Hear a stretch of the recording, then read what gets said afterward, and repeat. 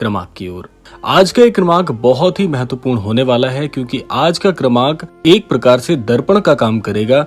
हर मोहल्ला एक समाज होता है और हर समाज में कुछ ऐसे लोग होते हैं जो बाहर से आपके शुभ चिंतक लगते हैं, लेकिन भीतर से आपके जीवन में अंधकार की कामना करते हैं। आज का ये वीडियो एक ऐसे रहस्य से पर्दा उठाएगा जो आपके ही घर के दरवाजे पर दस्तक दे चुका है।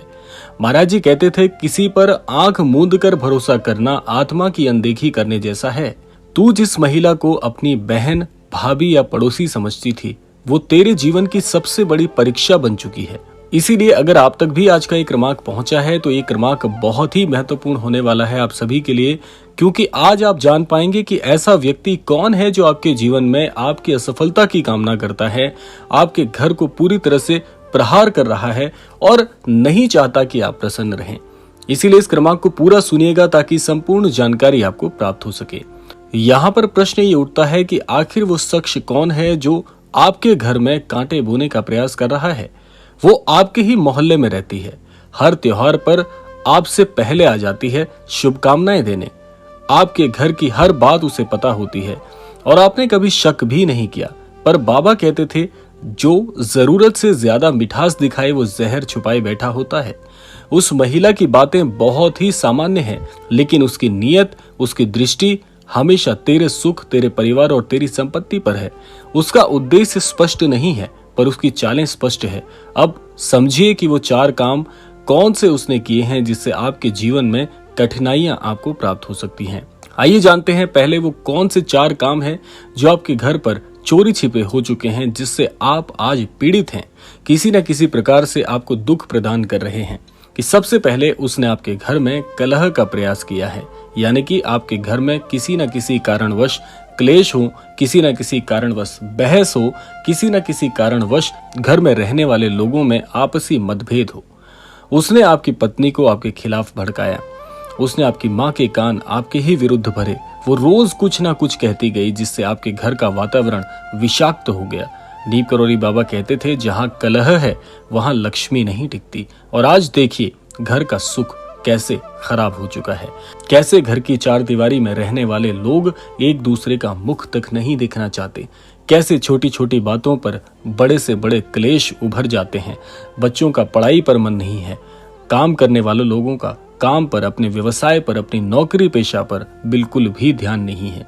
ये सारी चीजें एकाएक होना एक बहुत बड़ा संकेत बन जाती है कि कुछ तो कारण है इस चीज के पीछे। दूसरी चीज है, आपके घर में हर बात पर किसी न किसी तरीके से आपके घर के सारे राज जानने का प्रयास किया है। आपके घर में क्या चल रहा है वो सारी चीजें जानकर वो आपके आस पड़ोस में किसी न किसी माध्यम से आपके घर के भीतर की बातें तक बता देती है, जिससे आपके घर के राज 4 दीवारों के भीतर सीमित न रहते हुए समाज का दिल बहलाने वाली बातें बन जाती हैं। कैसे आपके घर की हर एक चीज उसे पता है। ये सारी चीजें किसी न किसी माध्यम से उस तक पहुंच जाती हैं, लेकिन आप इसके बारे में अनभिज्ञ हैं। आपका मन बहुत उदास रहता है, आपके घर की ऊर्जा बहुत ज्यादा शून्य हो गई है और किसी न किसी प्रकार से आपके घर की सारी ऊर्जा वो दूषित कर चुकी है। उस महिला ने आपके घर में ऐसा विश्वास जमाया है कि आपके घर के लोग आप पर विश्वास नहीं करते। आपके घर की बातें बाहर फैलाई जा रही हैं। आपके घर में, आपकी नौकरी में और आपके मन में पूरी तरह से नकारात्मकता का वास हो गया है। आपका आत्मविश्वास डगमगाने लगा है। महाराज जी कहते हैं, जो तेरे मन का चैन चुराए उसे अपने जीवन से दूर कर दें। ऐसे लोगों से आपको बहुत ही समझदारी और सूझबूझ का परिचय देते हुए उन्हें अपने जीवन से बाहर करना है। सबसे खतरनाक काम यह है कि आपके घर में किसी न किसी प्रकार की बाधाएं उस महिला ने बुला दी हैं, जिसके कारण आपके घर में एक पल की भी शांति नहीं है। आप स्वयं देखिए, अपने घर का वातावरण देखिए, अपने घर में रहने वाले लोगों की सोच देखिए, कैसे उनका मस्तिष्क एकाएक परिवर्तित हो गया। कैसे वो पहले जिन बातों पर विश्वास नहीं करते थे वो विश्वास करने लगे। कैसे उन सभी के मन में एक प्रकार की नकारात्मकता, एक प्रकार का भारीपन और एक प्रकार की कलेश की प्रवृत्ति उत्पन्न होने लगी है। ये सारी चीजें, ये चारों चीजें आपके घर में किसी न किसी कारणवश प्रवेश में आई हैं। वो यही है कि वो आपके घर की सुख और शांति को छीनना चाहती हैं। अब यहाँ पर सबसे बड़ा प्रश्न ये उठता है कि ये तो सारी परेशानियां आप सभी अपने मन से अपने घर के वातावरण को देख के समझ ही गए होंगे कि कुछ तो गड़बड़ है, क्योंकि ऐसा पहले नहीं था और ऐसा आज से 2 वर्ष पहले बिल्कुल भी नहीं था। ये अभी जो 2 साल आपके घर में गुजरे हैं, ये 2 सालों से आने वाली परेशानियां बहुत बहुत मन को कुंठित करने जैसी हैं। प्रश्न है कि क्या किया जाए, क्या इस महिला को जवाब दिया जाए, क्या उसका पर्दाफाश किया जाए। देखिए, महाराज जी कहते हैं बदले की आग में नहीं, ध्यान की अग्नि में अपने शत्रु को भस्म करें। समाधान क्या है, आइए जानते हैं। पहला समाधान है कि सुबह सुबह हनुमान चालीसा का पाठ करें। हनुमान जी को बाबा अपना रक्षक मानते थे। जहां प्रतिदिन हनुमान चालीसा होती है वहां किसी भी प्रकार का कोई भी प्रभाव नहीं चलता, क्योंकि जहां श्री हनुमान जी हैं वहां नकारात्मकता का वास हो ही नहीं सकता। दूसरा उपाय है तुलसी में जल चढ़ाएं। ओम नारायणाय नमः का जाप करें। ये मंत्र घर में सकारात्मक ऊर्जा लाता है। बाहर से आने वाली सभी प्रकार की नकारात्मक ऊर्जाएं अपने आप ही इस मंत्र के जाप से भस्म हो जाती हैं। तीसरा है किसी से अपनी निजी बातें साझा मत करिए। नीम करौली बाबा ने कहा है गुप्त रहो, मौन रहो, साधना में लीन रहो। ये सारी चीजें आपके घर में किसी न किसी प्रकार से सकारात्मकता के प्रवेश को बहुत ज्यादा बल देती हैं। और चौथा है गुरुवार को गरीबों को आपको भोजन कराना है या मिठाई आदि खिला सकते हैं, और बाबा की तस्वीर के सामने दीप जलाना रोजाना मत भूलिएगा। ये वो चीजें हैं जो आपके घर में किसी न किसी प्रकार से सकारात्मकता को प्रवेश दिलाएंगी, आपके घर की सारी परेशानियों को दूर करेंगी और उस महिला को सबक भी सिखाएंगी। आइए जानते हैं उस महिला से आप बदला कैसे लेंगे, यानी कि उस महिला से दूरी कैसे बनाई जाए। यहाँ पर बदले का आशय ये नहीं है कि आप किसी भी प्रकार का मतभेद करें या किसी भी प्रकार के झगड़े को मोल लें।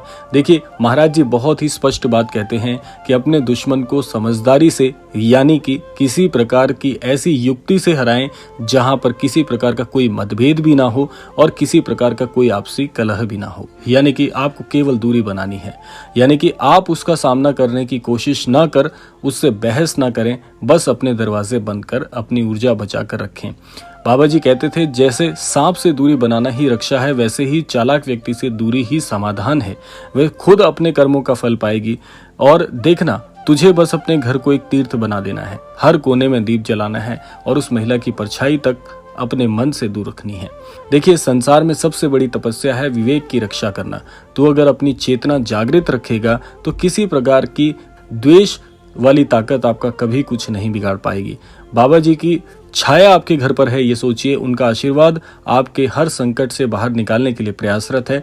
बस अपने भीतर की ज्योति जलाए रखें, क्योंकि जहां प्रकाश है वहां अंधकार टिक ही नहीं सकता।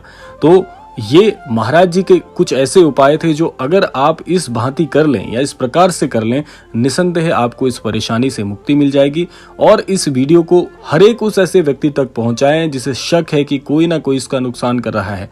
इसीलिए बाबा जी का नाम लीजिए और कमेंट में जरूर लिखिएगा जय बाबा नीम करौली, क्योंकि महाराज जी की इच्छा अनुसार आपके पास ये क्रमांक पहुंचा है, तो महाराज जी को धन्यवाद देना बनता ही है। महाराज जी आपको आज आगाह करना चाहते हैं इस क्रमांक के माध्यम से कि आपके जीवन में कोई ना कोई इस प्रकार से कांटे बो रहा है, जिससे सावधान होने की आवश्यकता आपको बहुत बहुत जरूर है। तो आशा करते हैं क्रमांक आप सबके लिए फलदायी हो। इसी कामना के साथ समय आता है विदा लेने का, और विदा लेने से पूर्व समय है रोजाना की प्रार्थना का। यही प्रार्थना करना चाहूंगा कि श्री महाराज जी सभी को सन्मति और सद्बुद्धि की प्राप्ति कराएं और इस संपूर्ण सृष्टि का, इस संपूर्ण लोक का कल्याण हो। इसी कामना के साथ विदा लेते हैं, मिलते हैं अगले क्रमांक में। तब तक के लिए जय श्री राम, जय गुरुदेव, जय उत्तराखंड।